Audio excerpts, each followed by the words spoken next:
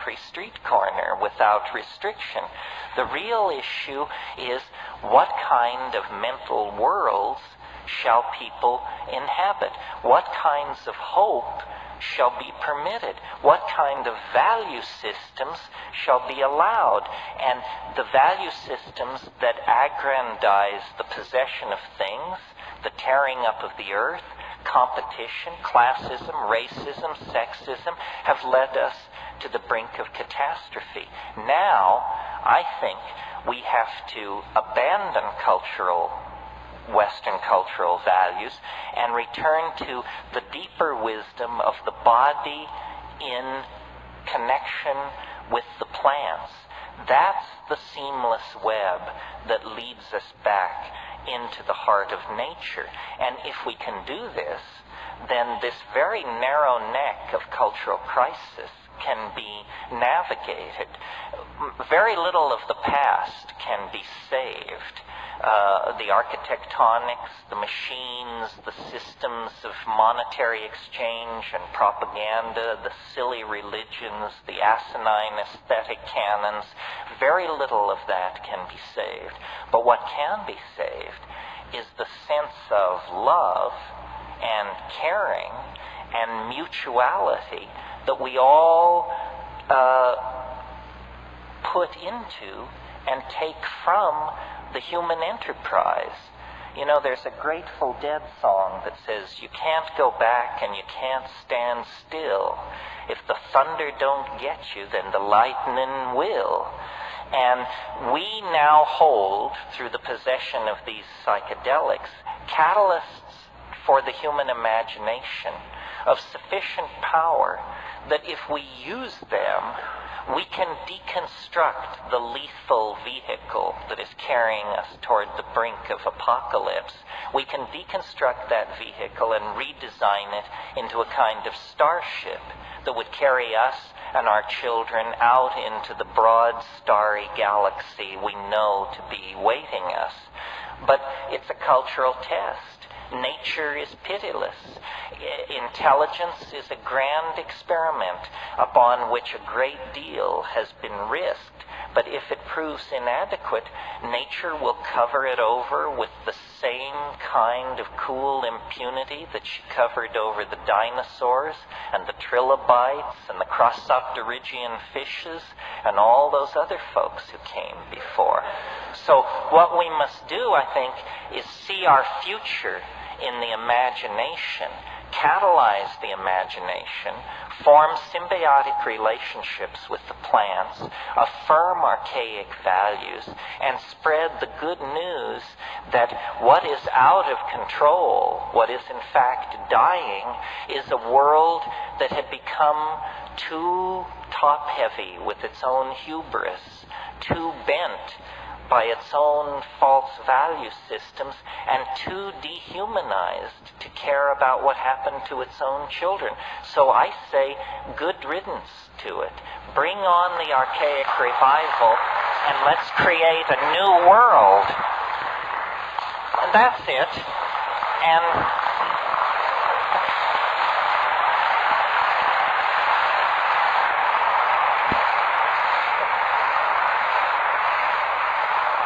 if this wasn't perfectly clear, I'm sure the questions and answers will make it so.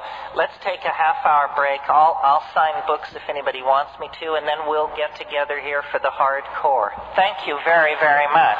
Pull it together so we can get on to the fun part here.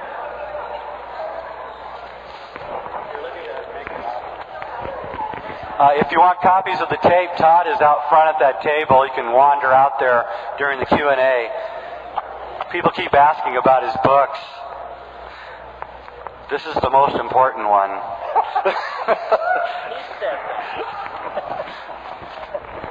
Okay. Well, I trust that was all perfectly clear before the break. This is the part I enjoy the most because I'm not into the white guy at the front of the room with all the answers trip.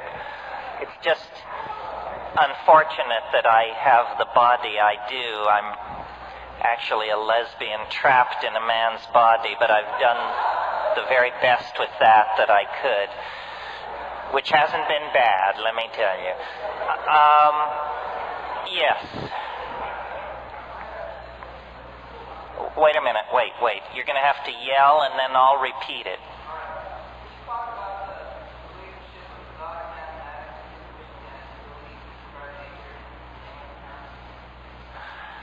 Well, this is a really interesting question. I can talk about it. I'll repeat the question. It's, can I talk about the relationship of advanced mathematics to modeling of consciousness in layman's terms, correct? One of the great mysteries still to be addressed by philosophy is, why is it that numbers, which are, after all, constructs of the human mind, why is it that numbers are so incredibly powerful for the description of nature? Nature, after all, is somehow given. We find it all around us. And numbers arise in the depths of human ratiocination. So what is the relationship of these things to each other? It may appear to be an easy question. It's such a difficult question that it wasn't even asked in philosophy until the 20th century. It's very puzzling, and I think that it indicates a fundamental congruency between processes that are mental and the structure of the world itself. This is why I didn't get into it too much tonight in a popular lecture like this, but I'm the inventor or the purveyor of a mathematical theory of consciousness.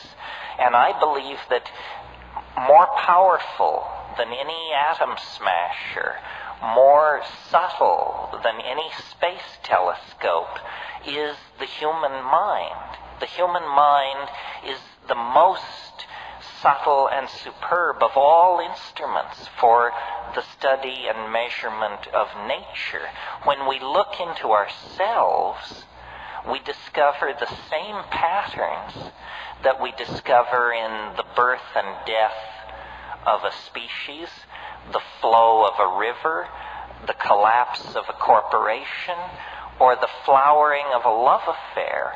It's that process is somehow under the aegis of a kind of universal equation of description.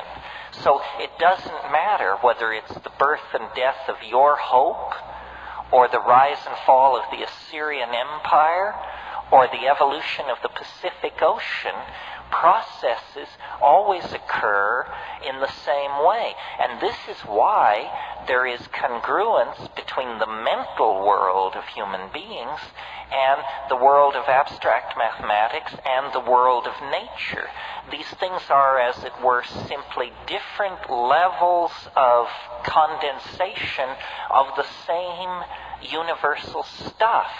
This is why the concept of truth can have some meaning. I mean, when you think about it, truth, why should it even be possible for us as monkeys to entertain that notion?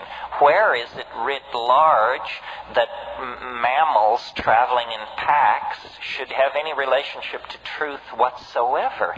And yet the faith is that somehow thinking means something. It's not just something we do, it means something. It means something because there is sufficient freedom within the human system to be both right or wrong. And this right or wrong lays upon us the obligation of mirroring nature in models which we build in our own minds. Now, the old idea in science was that these mathematical models of nature were in fact laws, truths, eternal Platonic truths that were being teased out. In the 20th century, a slight epistemological sophistication leads to this word models, where we say we're modeling reality. And our model is only as good as we need